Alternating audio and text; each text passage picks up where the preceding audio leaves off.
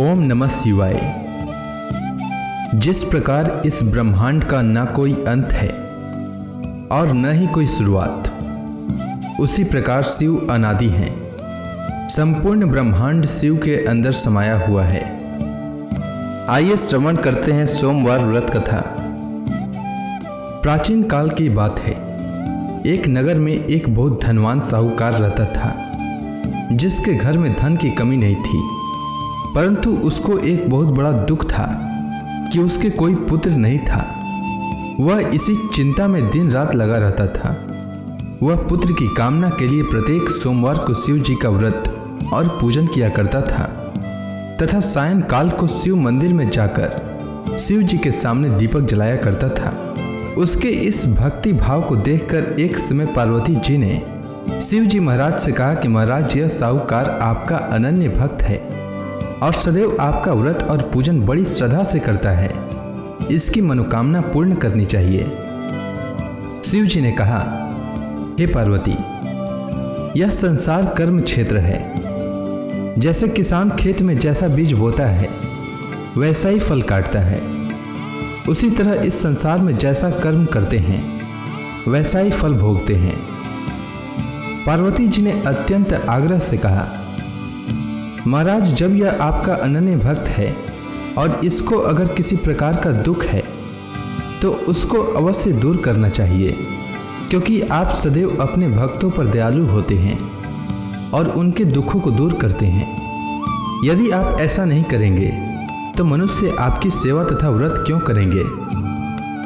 पार्वती जी का ऐसा आग्रह देख शिव जी महाराज कहने लगे, हे पार्वती, इसके कोई पुत्र नहीं है। इसी चिंता में यह अति दुखी रहता है। इसके भाग्य में पुत्र न होने पर भी इसको मैं पुत्र प्राप्ति का वर देता हूँ, परंतु यह पुत्र केवल 12 वर्ष तक जीवित रहेगा। इसके पश्चात वह मृत्यु को प्राप्त हो जाएगा। इससे अधिक मैं और इसके लिए कुछ नहीं कर सकता। यह सब बातें साहूकार सुन रहा था। इससे उसको न तो कुछ प्रसन्नता हुई और न ही कुछ दुख हुआ। वह पहले जैसा ही शिव जी महाराज का व्रत और पूजन करता रहा। कुछ काल व्यतीत हो जाने पर साहूकार की स्त्री गर्भवती हुई और 10वें महीने में उसके गर्भ से अति सुंदर पुत्र की प्राप्ति हुई। साहूकार के घर में बहुत खुशी मनाई गई, परंतु साहूकार ने उसकी केवल 12 वर्ष की आयु जानकर अधिक प्रसन्नता प्रकट न की और न ही किसी को भेद ही बताया। जब वह बालक 11 वर्ष का हो गया तो उस बालक की माता ने उसके पिता से विवाह आदि के लिए कहा, तो वह साहूकार कहने लगा कि अभी मैं इसका विवाह नहीं करूँगा, अपने पुत्र को काशी जी पढ़ने के लिए भेजूँगा। फिर साहूकार ने अपने साले अर्थात बालक के मामा को बुला करके उसको बहुत सा धन देकर कहा, तुम मेरे बालक को काशी जी पढ़ने के लिए ले जाओ और रास्ते में जिस स्थान पर भी जाओ यज्ञ तथा ब्राह्मणों को भोजन कराते जाओ। वह दोनों मामा भांजे यज्ञ करते और ब्राह्मणों को भोजन कराते जा रहे थे। रास्ते में उनको एक शहर पड़ा। उस शहर में राजा की कन्या का विवाह हो रहा था। दूसरे राजा का लड़का जो विवाह कराने के लिए बारात लेकर आया था, वह एक आंख से काना था। उसके माता पिता को इस बात को लेकर बड़ी चिंता थी कि कहीं वर को देखकर कन्या के माता पिता विवाह में किसी प्रकार की अड़चन पैदा न कर दें। इस कारण जब उसने अति सुंदर सेठ के लड़के को देखा तो मन में विचार किया कि क्यों न दरवाजे के समय इस लड़के से वर का काम चलाया जाए। ऐसा विचार कर वर के पिता ने उस लड़के और मामा से बात की तो वे राजी हो गए। फिर उस लड़के को वर के कपड़े पहनाकर तथा घोड़ी पर चढ़ाकर दरवाजे पर ले गए और सब कार्य प्रसन्नता से पूर्ण हो गया। फिर वर के पिता ने सोचा कि यदि विवाह कार्य भी इसी लड़के से करा लिया जाए तो क्या बुराई है। ऐसा विचार कर लड़के और उसके मामा से कहा, यदि आप फेरों का काम और कन्यादान के काम को भी करा दें तो आपकी बड़ी कृपा होगी और मैं इसके बदले में आपको बहुत कुछ धन दूंगा। तो उन्होंने स्वीकार कर लिया और विवाह कार्य भी बहुत अच्छी तरह से संपन्न हो गया। परंतु जिस समय लड़का जाने लगा तो उसने राजकुमारी की चुंदड़ी के पल्ले पर लिख दिया कि तेरा विवाह तो मेरे साथ हुआ है, परंतु जिस राजकुमार के साथ तुमको भेजेंगे वह एक आंख से काना है और मैं काशी जी पढ़ने जा रहा हूँ। लड़के के जाने के पश्चात उस राजकुमारी ने जब अपनी चुंदड़ी पर ऐसा लिखा हुआ पाया तो उसने राजकुमार के साथ जाने से मना कर दिया और कहा कि वह मेरा पति नहीं है, मेरा विवाह इसके साथ नहीं हुआ है, वह तो काशी जी पढ़ने के लिए गया है। राजकुमारी के माता पिता ने अपनी कन्या को विदा नहीं किया और बारात वापस चली गई। उधर सेठ का लड़का और उसका मामा काशी जी पहुंच गए। वहां जाकर उन्होंने यज्ञ करना और लड़के ने पढ़ना शुरू कर दिया।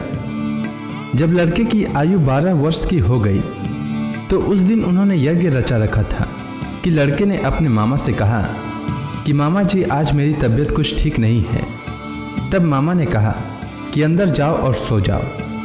लड़का अंदर जाकर सो गया और थोड़ी देर में उसके प्राण निकल गए।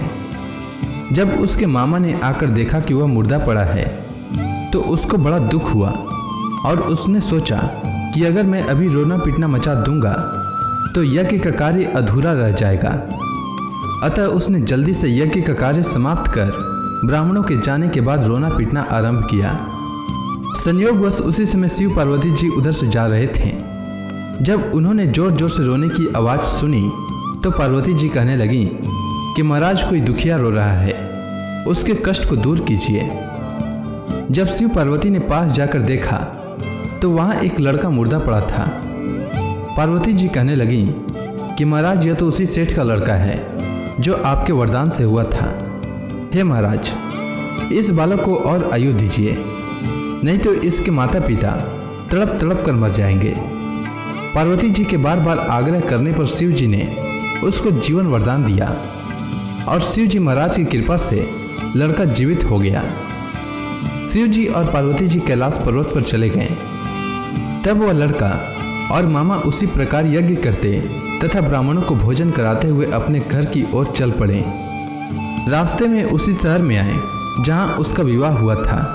वहां पर आकर उन्होंने यज्ञ आरंभ कर दिया तो उस लड़के के ससुर ने उसको पहचान लिया और अपने महल में ले जाकर उसकी बड़ी खातिर की। साथ ही बहुत से दास दासियों सहित आदरपूर्वक लड़की और जमाई को विदा किया। जब वह अपने शहर के निकट आए तो मामा ने कहा कि मैं पहले तुम्हारे घर जाकर खबर कर देता हूँ।